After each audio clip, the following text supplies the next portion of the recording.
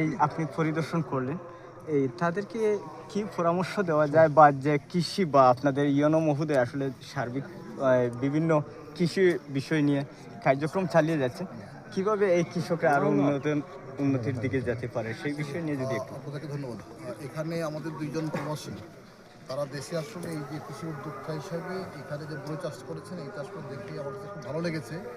এবং এই এই প্রতিষ্ঠান তৈরির পিছনে এখানকার যে উদ্যোক্তা আছেন, তার সাথে আমাদের কৃষি বিভাগ, স্থানীয় উপজেলা প্রশাসন, তারা সকলে মিলে কাজ করছেন। এবং আমার কাছে খুব ভালো লেগেছে এই কারণে যে সিলেটে জকিগঞ্জে এত সুন্দর বড়ই প্রোডাকশন হয়। আমার মনে হয় যে এখানকার মাটি অনেক ভালো। যদি ভালো করে এখানে চাষ করা যায়, তাহলে এখান থেকেই সারা বাংলাদেশে বড়ি চাষ করা আমাদের সরবরাহ করা সম্ভব।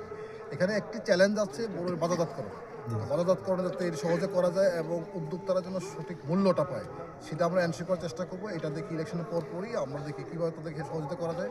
কারণ আমরা চাই আমাদের উদ্যোক্তারা সঠিক মূল্যটা পান, যাতে করে কোনোভাবেই মাঝখানে ফরিয়ারা লাভ করবেন কিন্তু উদ্যোক্তারা পাবেন না, আর ক্রেতারা অনেক টাকা দিয়ে কিনবেন, এটা হতে পারে না। যে উদ্যোক্তারা কোনো ক্ষতিগ্রস্ত না হন, সেটা আমরা খেয়াল রাখতেছি, যাতে তারা সঠিক মূল্যে বিক্রি করতে পারেন এবং উপযুক্ত মূল্য তারা পান এবং লাভজনক হয়। যাতে করে তাদেরকে দেখে আরও উদ্যোক্তা তৈরি হয়।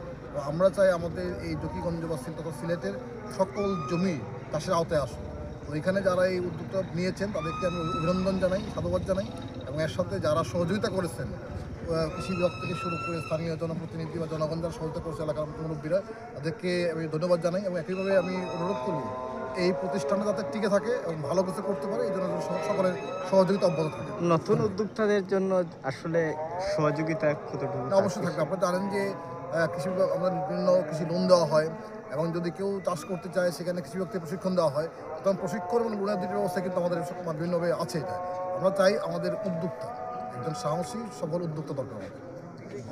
ওনার একটা অভিযোগ হচ্ছে যে লোকাল বাজারে উনি বড়ই বিক্রি করতে পারছেন না, এক্ষেত্রে আপনাদের জেলা শহর বা দেশের বিভিন্ন জায়গায়। আমি বললাম যে উনি যাতে সঠিকভাবে বাজারজাত করতে পারেন এবং এই পণ্যের সঠিক মূল্য পান, সেটা আমরা অবশ্যই এনশিওর করার চেষ্টা করব।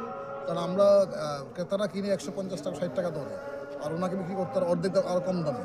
এটা যাতে না হয়, আমরা দেখি এভাবে তাকে সহযোগিতা করা যায়। কারণ যে কোনো মূল্যে উনি যেন উদ্যোক্তারা যেন উপযুক্ত মূল্য পান, সেটা নিশ্চিত করার দায়িত্ব আমাদের সকলের। আমরা চেষ্টা করব, প্রয়োজন আমরা একটা কৃষক বাজার তৈরি করে দেবো, যেখানে